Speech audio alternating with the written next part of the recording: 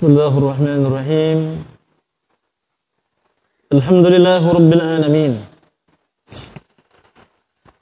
Wassalatu wassalamu ala nabiyyina Muhammad khatamil anbiya'i wal mursalin wa ala alihi wa sahbihi ajma'in.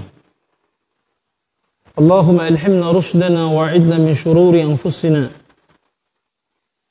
Allahumma alimna ma yanfa'una wa anfa'na bima 'allamtana wa zidna 'ilma.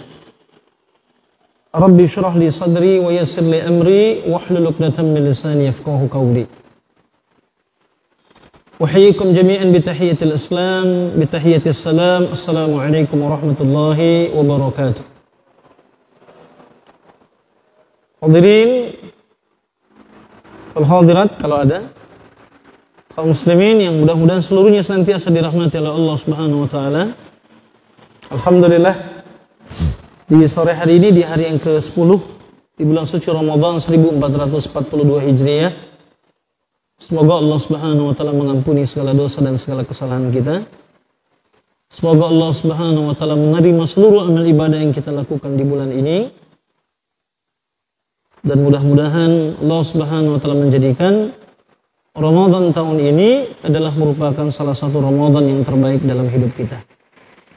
Kaum muslimin rahimakumullah, pada sore hari ini kajian kita temanya adalah tentang kepedulian atau peduli adalah bukti iman. Mengapa kita bahas tentang kepedulian? Karena Ramadan itu bulan peduli.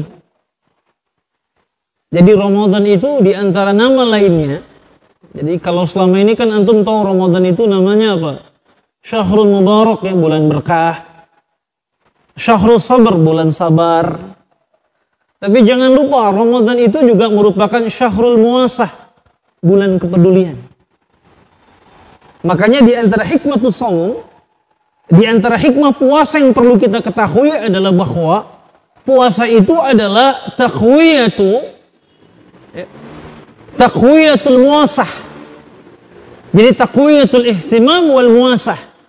Jadi puasa itu menguatkan kita untuk peduli, perhatian dan peduli terhadap orang lain. Berbagi terhadap orang lain. Nah ini saudaraku sekalian yang dimuliakan Allah Subhanahu wa taala. Jadi peduli adalah bukti iman. Jadi tema kita. Allah Subhanahu wa taala berfirman di dalam surat Al-Hajj ayat ke-77. Bismillahirrahmanirrahim. Ya ayyuhalladzina amanu ruk'u wasjudu wa'budu rabbakum waf'alul khaira la'allakum tuflihun. Wahai orang-orang yang beriman, rukuklah, sujudlah, dan sembahlah Tuhanmu, dan berbuatlah kebaikan agar kamu beruntung. Jadi antum perhatikan ayat ini ya. Jadi Allah menjelaskan kalau ingin beruntung, orang-orang beriman itu apa? Rukuk dia, sujud dia, sembah Rabbnya, dan senantiasa berbuat baik. Ya. Dan di antara perbuatan baik itu adalah peduli terhadap orang lain. Rasulullah sallallahu alaihi wasallam bersabda dari Abu Hurairah radhiyallahu an Abi Hurairah radhiyallahu an, qala Rasulullah sallallahu alaihi wasallam, al-imanu bid'un wa sab'una aw bid'un wa sittuna syu'batun. Fa afdaluhunna qawlu la ilaha illallah wa adnaha imatatul adha 'anit tariq. Wal haya'u syu'batun minal iman. Atau kama qala Rasulullah sallallahu alaihi wa alihi wasallam. Hadis diriwayatkan Imam Bukhari dalam Adabul Mufrad, Imam Muslim, dan juga beberapa imam hadis lainnya. Jadi dari hadis ini Nabi alaihi salatu wasallam menjelaskan. Jadi dari Abu Hurairah radhiyallahu anhu dia berkata Rasulullah alaihi salatu wasallam bersabda, iman itu ada 70 cabang. Jelas ya? Jadi keimanan itu punya 70 cabang atau 60 cabang lebih.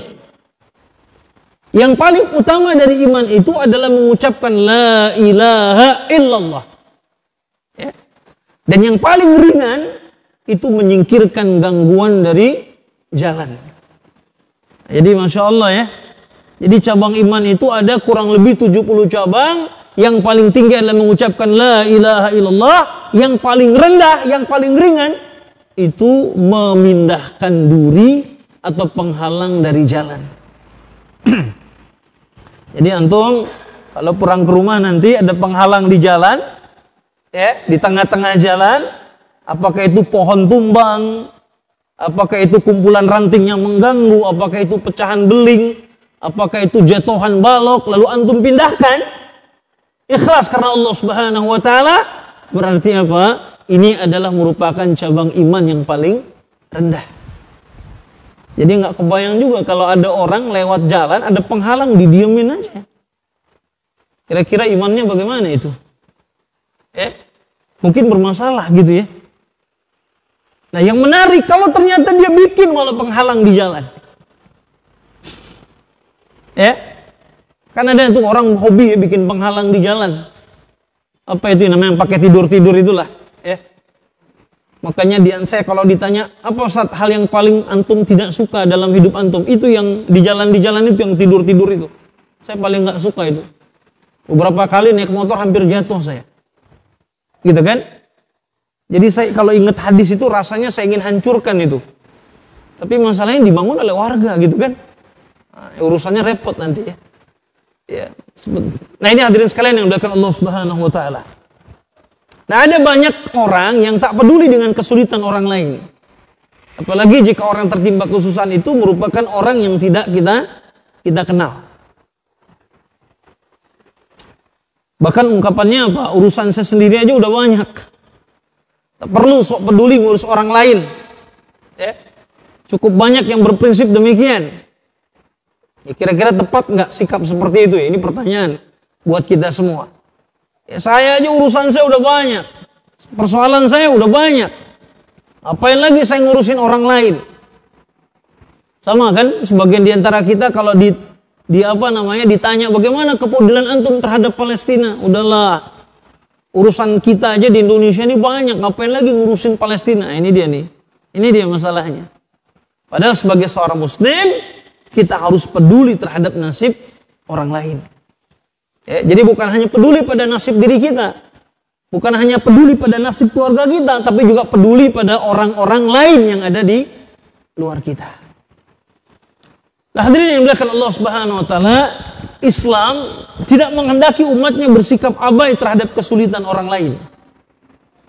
Bahkan salah satu cabang iman yang paling ringan adalah menyingkirkan rintangan di jalan. Itu paling ringan. Nah, bukankah hal ini membuktikan ajaran Islam meminta kita untuk peduli pada orang lain sekalipun yang tidak kita kenal?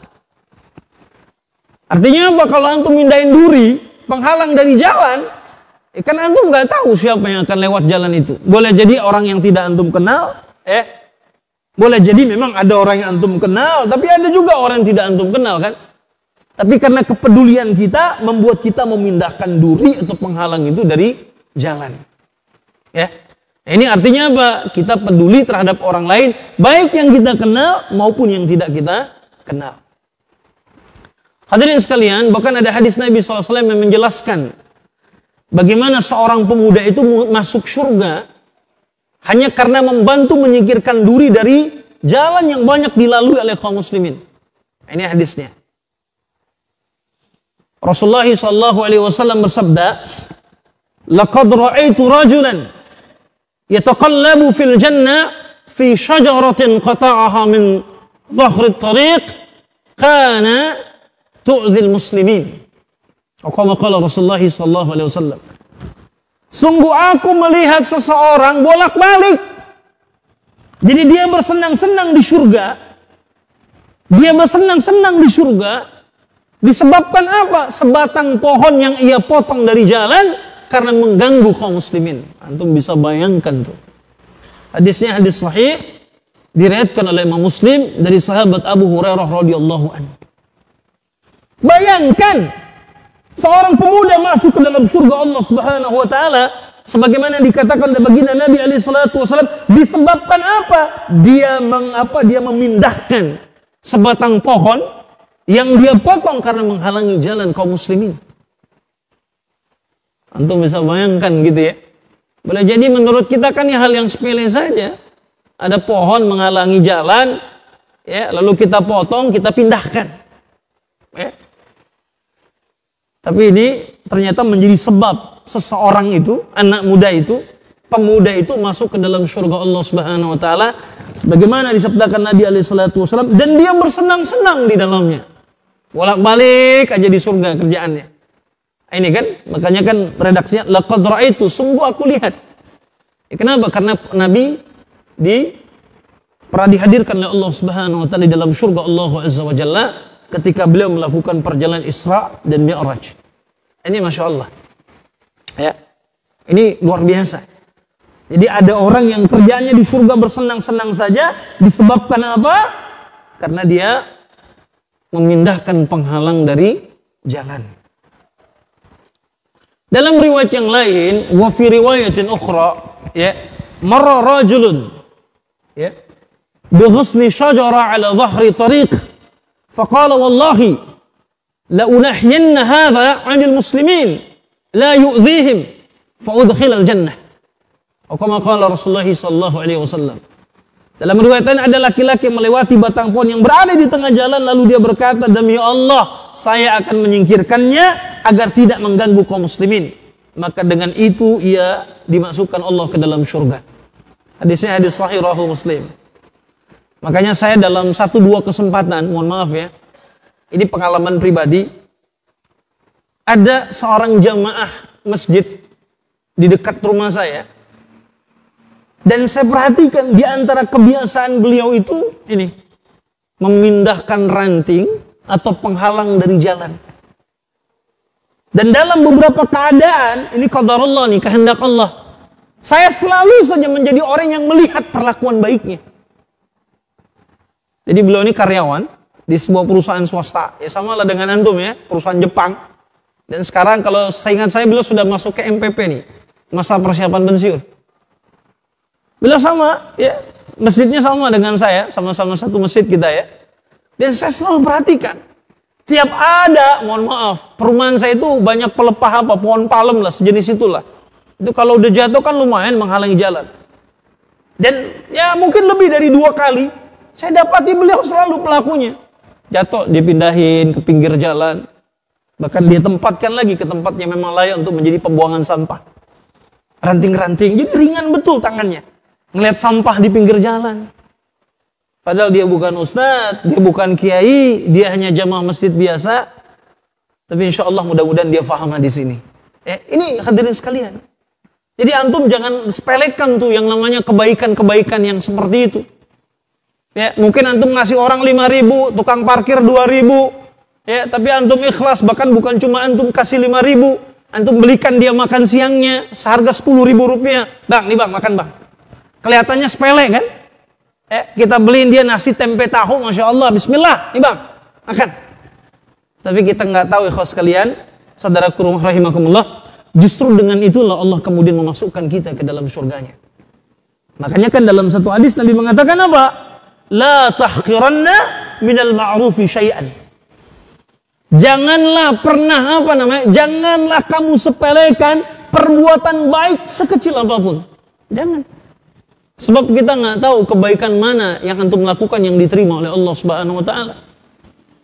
Kita juga nggak tahu kebaikan apa yang dilakukan diterima oleh Allah Subhanahu wa taala yang menjadi sebab antum masuk ke dalam surganya. Nggak tahu kita. Antum nyangkanya dengan haji kan? Ternyata Allah dapati pada haji antum riya. Karena antum ingin disebut sebagai pak haji, ya nggak? Antum kemudian membanggakan antum dengan ibadah umroh. Ternyata Allah Maha tahu antum umroh nggak ikhlas. Ternyata antum jihad fisabilillah, Allah Maha tahu karena antum ingin disebut sebagai pemberani. Antum nyumbang masjid dengan berpuluh-puluh juta, beratus-ratus juta, Allah Maha tahu.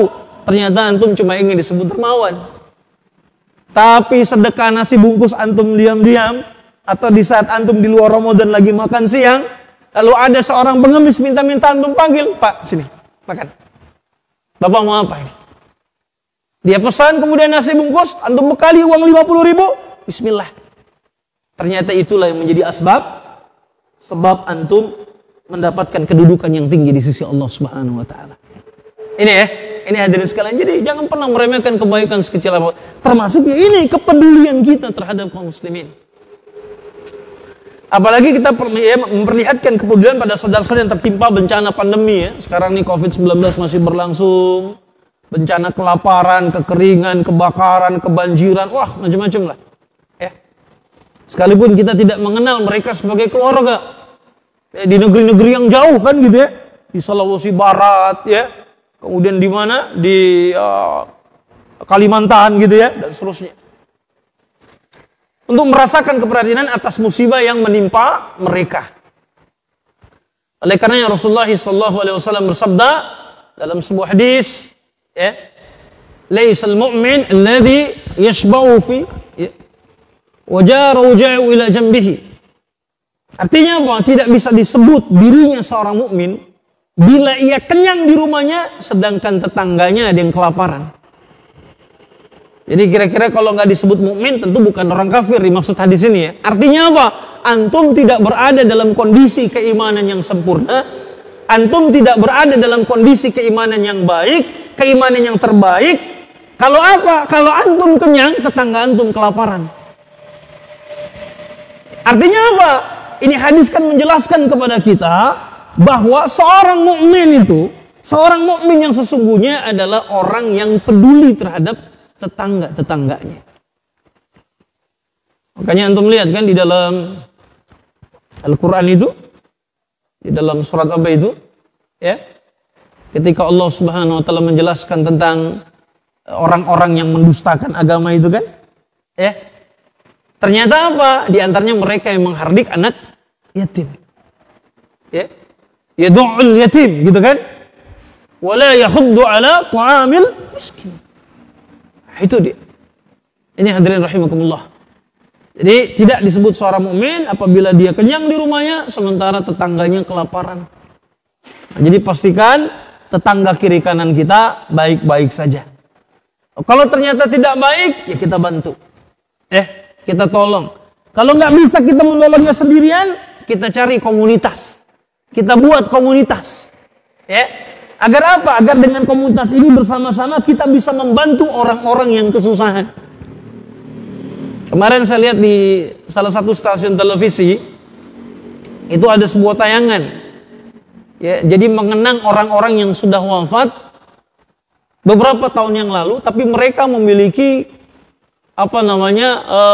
amal perbuatan yang luar biasa. Salah satunya, dan persis yang saya lihat, saya pas lagi baca Quran, tiba-tiba salah satu anggota keluarga saya setel TV, saya selesai, saya lihat, itu ternyata seorang anak muda miliuner, ya, seorang anak muda miliuner, rahimahullah, semoga Allah merahmatinya, sudah wafat di tahun 2018. Namanya Ali Banat. Mungkin antum pernah dengar kisahnya, ya? Ali Banat, Syekh Ali Banat, anak muda, kelahiran tahun 84 atau berapa lah, ya, saya kira umurnya masih 30-an. Tapi dia seorang miliuner kaya raya. Koleksi Porsche-nya, jam tangan mewahnya semua. Dia punya kekayaan yang luar biasa. Ya. Tapi apa? Semuanya dia sedekahkan. Semuanya. Begitu ya. Apalagi dia semakin gencar bersedekah setelah dia tahu apa? Kalau dia mengidap penyakit kanker stadium 4. Oh itu Masya Allah. Itu betul-betul miliuner itu anak muda. Luar biasa kayanya. Ya, tapi dia bikin komunitas, ya, muslim yang peduli, charity. Oh, dengan itu kemudian dia bantu tuh saudara-saudara sampai ke negeri Afrika. Masya Allah. Ya, ini hadirin sekalian. Jadi ini peduli. Nah sebenarnya apa saja kemanfaat peduli bagi orang lain ya di saat begitu banyak masalah diri, keluarga, ya, dan keluarga sendiri yang perlu kita pedulikan. Ya. Ini manfaat peduli ya. Ini manfaat kalau kita peduli kepada orang lain. Ya, apalagi terhadap orang-orang beriman, kepedulian itu kita berikan. Yang pertama adalah manfaatnya Allah Subhanahu wa Ta'ala memberikan kemudahan, pertolongan selama kita masih mau menolong sesama. Jadi kita suka ya kalau Allah memberi kemudahan dalam segala persoalan hidup, meringankan beban di akhirat kelak serta menolong di saat kita membutuhkan pertolongan. Maka buktikan dengan kepedulian pada sesama. Ini hadis Nabi Hurairah radhiyallahu anhu qala Rasulullah sallallahu alaihi wasallam, man naffasa an mu'min qurbatan min kharbin dunya. Dari Abu Hurairah radhiyallahu anhu dia berkata, Rasulullah bersabda, barang siapa membantu seorang muslim dalam suatu kesusahan di dunia, nafassallahu anhu karbatan min karbi yaumil qiyamah. Ya. Begitu ya, barang siapa membantu seorang muslim dalam satu kesusahan di dunia, maka Allah akan menolongnya dalam kesusahan pada hari kiamat. Antum tahu kesusahan pada hari kiamat? Masya Allah ya. Di saat kita dihisab di hadapan Allah Subhanahu wa taala. Ketika kita bertemu dengan Allah Subhanahu wa taala di yaumul mahsyar. Ini kesusahan nih, ya. Dan barang siapa meringankan beban seorang muslim yang sedang kesulitan, maka Allah akan ringankan bebannya di dunia dan di akhirat. Wa man yassara 'ala mu'sirin yassarallahu 'alaihi fid dunya wal akhirah. Kama qala Rasulullah sallallahu alaihi wasallam, hadis rawahu Muslim. Jadi siapa yang meringankan beban saudaranya sesama kaum muslimin atau sesama manusia, maka Allah Azza wa Jalla akan ringankan bebannya di dunia dan di akhirat. Ini Masya Allah ya. Ya. Antum punya banyak uang, kaya, lalu apa kekayaan antum infakkan, antum sedekahkan. Oh ini Masya Allah, ini luar biasa ini. Mudah-mudahan ini akan meringankan beban antum di akhirat. Saudaraku sekalian, rahimakumullah. Kalau antum hari ini kaya, katakanlah hari ini antum kaya ya. Saya kan nggak tahu kan. Boleh jadi pekerjaan antum di perusahaan ini kan hanya sampingan saja kan begitu ya. Atau bisa jadi hanya sekedar mengisi waktu luang. Karena ada juga yang begitu. Kerja di mana Pak? Di Denso. Ini pekerjaan utama enggak? Ini sih iseng-iseng aja ya. Bisa jadi kan, saya nggak tahu kan, antum juga nggak pernah cerita sama saya kan. Karena saya punya teman, dia bekerja di perusahaan Jepang, dia punya teman, ya, dia sebutnya Pak Haji. Ya, jadi di perusahaan dia karyawan biasa, ya jabatan tertinggi supervisor lah. Ya, tapi ternyata ketika teman-temannya nih main ke rumahnya, itu rumahnya mewah. Ya, dia punya showroom, dia punya banyak bisnis. Jadi kalau dia ke perusahaannya, seperti misalnya ke Denso nih, itu mobil Mercy-nya itu ditaruh di mall. Jadi dia pakai angkot ke sini. Kenapa? Karena nggak enak sama GM. Iya dong. Kalau Mercy C-Class kan seri 200 terbaru kan dipakai. Ya misalnya antum manajernya kan nggak enak. Sementara manajer cuma dapat Innova misalnya kan. Ya, dia karyawan biasa punya Mercy. Itu baru salah satu koleksi mobilnya doang kan gitu kan. Jadi ternyata apa? Ya dia mengisi kesibukan saja. Jadi bisnisnya itu di luar, rumah makan, showroom mobil, bengkel, macam-macam. Jangan-jangan di sini ada nih. Coba diam-diam aja dia ya. Pak Ridwan nanti cek Pak Ridwan. Jangan-jangan Pak Ridwan sendiri rupanya. Amin, insyaallah gitu ya. Jadi ini hadirin sekalian yang dimuliakan Allah Subhanahu wa taala. Jadi apa ya Pak sekalian? Jadi kalau antum kaya, ya, ini kan sebetulnya aja kekayaan itu udah beban buat antum. Bagaimana nggak beban, Ustaz? Ya beban. Antum tahu nggak dalam sebuah hadis sahih, Rawahu Bukhari dan Muslim, Rasulullah itu menegaskan bahwa hisab yang paling lama di akhirat itu hisabnya orang-orang kaya. Hatta sekalipun orang kaya itu orang kaya yang saleh, hisabnya panjang, detil. Makanya disabdakan nanti yang akan masuk surga duluan siapa? Fuqara, orang-orang miskin. Dari kalangan orang-orang saleh, mukmin. Nah setelah orang-orang mukmin yang orang-orang miskin yang saleh ini, yang mukmin ini masuk surga, baru diikuti dengan orang-orang kaya. Makanya kan ada hadisnya itu. Ittala'ta, ya, sungguh aku lihat ittala'ta fil jannah, aku lihat di dalam surga, fara'aitu aktsara ahlihal fuqara. Itu kata Nabi sallallahu alaihi wasallam. Aku lihat dengan mata kepalaku, kata Nabi. Aku lihat di dalam surga, ya. Itu fara'aitu aktsara ahlihal fuqara. Itu banyak penghuninya, kebanyakan penghuninya itu orang-orang miskin. Nah, nanti dalam hadis yang lain Nabi mengatakan, wa ashabul jaddi mahbusuna. Adapun orang-orang kaya itu mereka itu tertahan. Jadi mereka itu tertahan karena kekayaannya jadi ditahan sama Allah. Nanti dulu, hisabmu panjang, belum selesai. Begitu ya? Makanya antum kalau lihat rumah orang kaya dilapis emas, biarin aja. Dia muslim, mukmin, hisabnya juga panjang. Enggak usah iri lah, biarin aja. Gitu kan? Ya nikmati aja lah ya, yang ada begitu kan? Baik, ini dia. Jadi apa? Ringankan beban. Makanya kalau kaya banyak-banyak bersedekah, banyak-banyak berinfak, mudah-mudahan itu akan meringankan beban kita di akhirat.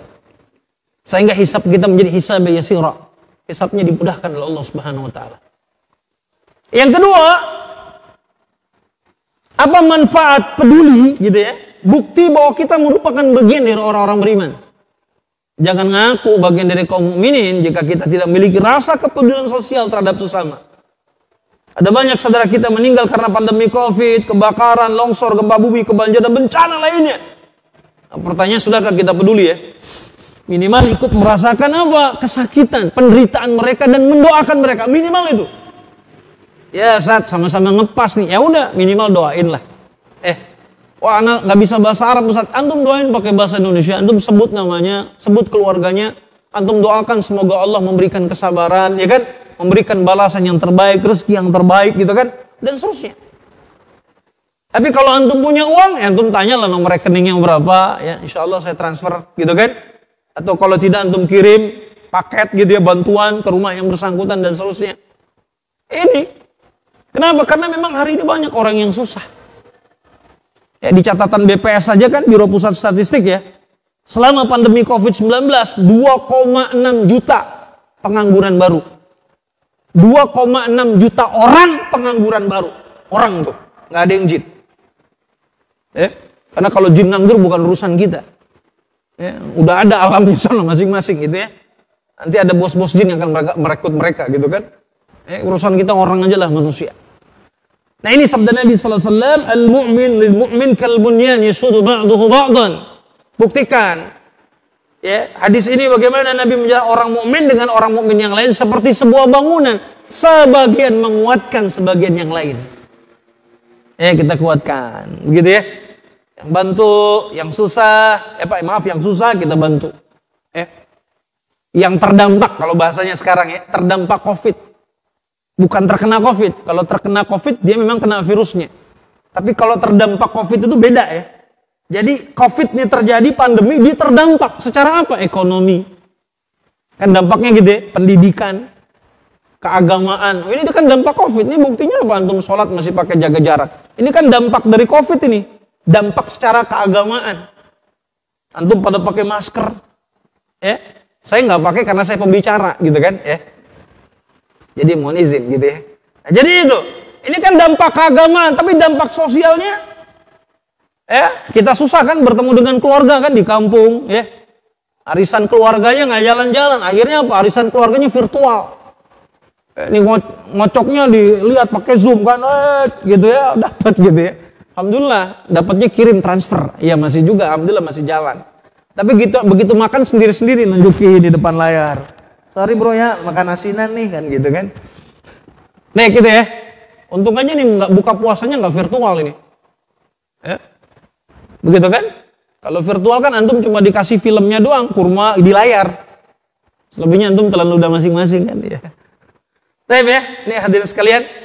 Nah, bukankah sesama muslim diumpamakan sebagai satu tubuh? Apabila satu bagian yang sakit, maka seluruh tubuh akan terasa tak nyaman.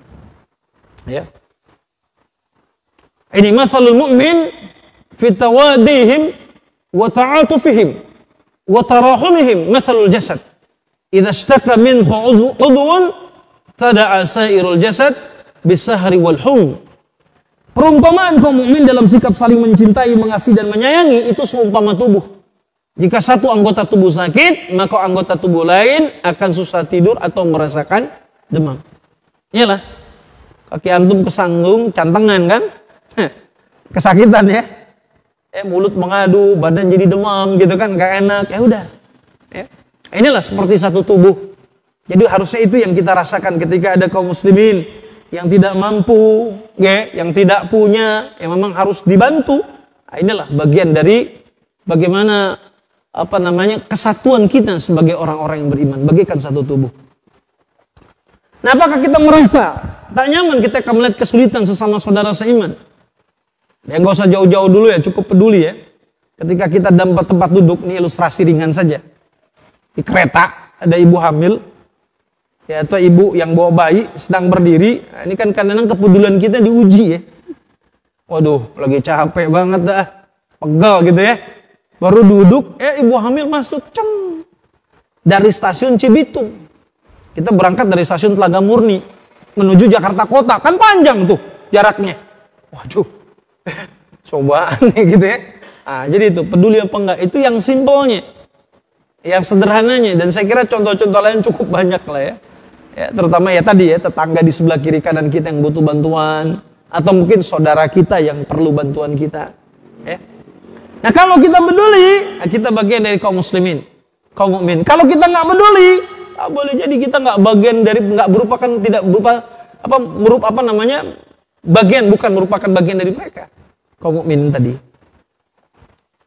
Nah, ini manfaat yang ketiga, menghindarkan diri dari siksa neraka. Jangankan peduli kepada sesama manusia ya, peduli pada binatang sekalipun bisa membawa, mohon maaf ya, ini baca saja ya, membawa seseorang ya, wanita yang nakal ke surga Allah Subhanahu wa taala. Nah, ini hadisnya. Saya yakin antum sudah pernah mendengar hadis ini. Ya.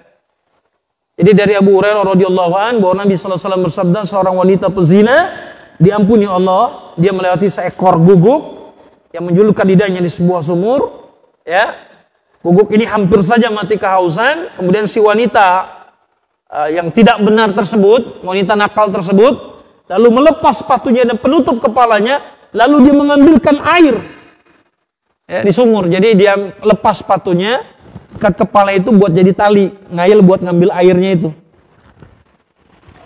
Mengambilkan air untuk guguk tersebut.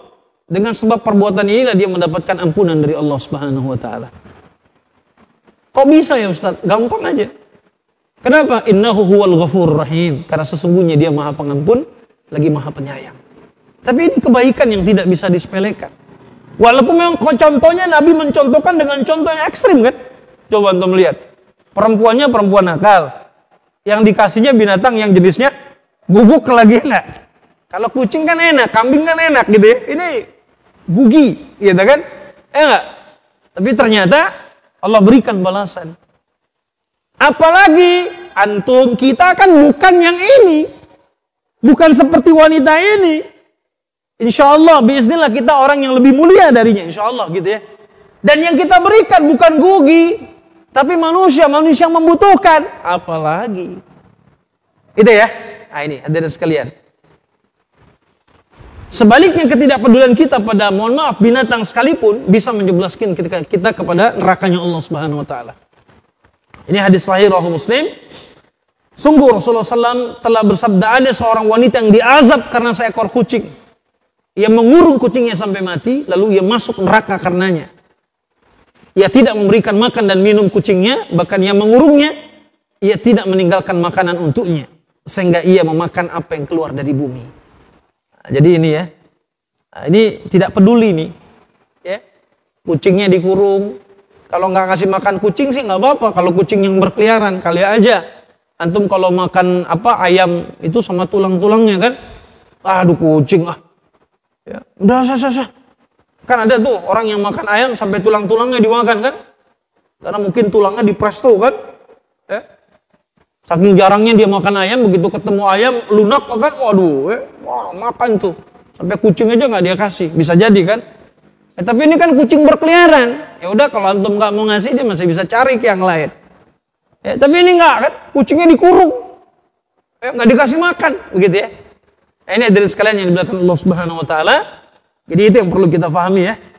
Jadi kalau kita tidak peduli saja, jangankan kepada manusia, kepada binatang saja, itu pun akan mendapatkan sanksi kelak di akhirat oleh Allah Subhanahu wa taala. Ini yang terakhir, keempat. Ya. Apa manfaat kepedulian? Kepedulian merupakan bentuk lain dari sedekah. Jadi bagi yang tidak memiliki banyak harta, perbanyaklah kepedulian terhadap sesama. Lakukan hal-hal yang menunjukkan kepedulian kita. Karena hal tersebut akan bernilai sama dengan sedekah. Ya apa? Antum nggak punya harta, ya udah kalau ada ranting, Ya, ada pohon, antum pindahkan, antum singkirkan. Ya, ketika misalnya antum pas pulang kampung, antum sholat di masjid, kan biasanya ada tempat wudhu tuh ya, dari bak, dari kulah kan, yang harus diisi. Antum lihat jamaah dari jauh yang pada jalan aki-aki semuanya kan, antum geret, antum isiin ya enggak, berapa ember, masya Allah. Nah, itu kan juga kepedulian, sedekah, gitu ya. Atau kalau memang kita nggak punya ada bakti sosial, ya punyanya apa? Tenaga, berikanlah tenaganya. Saya nggak punya uang Ustaz, saya nggak punya harta, ya sudah tenaga kita beli. Kalau tenaga nggak punya, nggak apa? Kalau selain tenaga, ya mungkin tadi pengaturannya, manajemen, gitu ya. Yang kita miliki, jaringan yang kita miliki dan seterusnya dan banyak lah. Nah ini adalah merupakan bentuk lain dari apa? Kepedulian. Dan ini merupakan bagian dari sedekah, begitu ya. Jadi ini hadirin sekalian yang dimuliakan Allah Subhanahu wa taala. Jadi tidak melulu tentang harta, tidak melulu tentang uang, tapi juga kita bisa berikan dengan tenaga kita. Ya. Walaupun memang ya afdalnya, utamanya adalah kita berikan dengan harta yang kita miliki. Ya. Apalagi sekarang kan dampak ekonomi cukup lumayan banyak gitu ya. Insya Allah saya merencana dengan teman-teman itu hari Ahad besok. Ya kita kebetulan saya dengan teman-teman tuh bikin yayasan di Jakarta. Kita besok itu ada santunan dan buka puasa bersama dengan para pemulung-pemulung di daerah perbatasan antara Jakarta dengan Bekasi. Ya. Jadi ada komunitas pemulung. Nah itu insya Allah hari Ahad besok gitu ya. Kita bukber dan sekaligus memberikan santunan kepada mereka. Ini kan paling tidak ini apa peluang-peluang ya, kebaikan yang bisa kita ambil ya di bulan Ramadan ini. Ya, semoga itu menjadi bagian dari amal saleh kita semua yang insya Allah nanti akan menjadi pempertimbangan kebaikan kita di yaumul akhir nanti. Saya kira itu jamaah sekalian. Mudah-mudahan bermanfaat. Ini terakhir hadis Nabi sallallahu alaihi wasallam, "Ma min muslimin yaghrisu gharsan aw yazra'u zar'an faya'kul minhu tayrun aw insanun aw bahimati illa kana lahu bihi sadaqah." Tidaklah seorang muslim menanam pohon, tidak pula menanam tanaman, kemudian hasil tanaman tersebut dimakan burung, manusia atau binatang, melainkan tanaman tersebut menjadi sedekah baginya. Rawahu Bukhari. Antum kan ada yang makan pohon mangga, makan mangga ya. Itu bisa jadi mangga tuh yang nanam tuh kong antum. Kakek kita. Saya kemarin ini ke Sukabumi, ke tempat teman. Itu pohon jambu air itu masya Allah buahnya. Dan itu dia bilang, Ustaz, ini yang nanam ini kakek saya Ustaz. Masya Allah. Bapaknya aja sudah meninggal, bapaknya si ikhwah ini udah sepuh ya. Sudah meninggal dunia. Apalagi kebayangkan kakeknya yang tanam. Itu pohonnya lebat sampai saya diminta, Ustaz mau bawa, ini nggak pulang? Oh nggak usah. Itu sedekah. Orang kalau pengen, jambunya bagus-bagus, jambu airnya. Mungkin kalau di sini udah diduitin tuh. Udah datang apa namanya calo apa namanya itu pokoknya begitulah ya, tengkulak apa istilahnya. Tapi ya, saya kira itu hadirin sekalian yang bisa saya sampaikan. Mudah-mudahan bermanfaat. Silakan kalau ada yang mau ditanyakan, didiskusikan ya, karena waktu kita terbatas ya menjelang maghrib. Aku qouli hadza wa astaghfirullahalazim li wa lakum. Uhibbukum fillah. Assalamualaikum warahmatullahi wabarakatuh.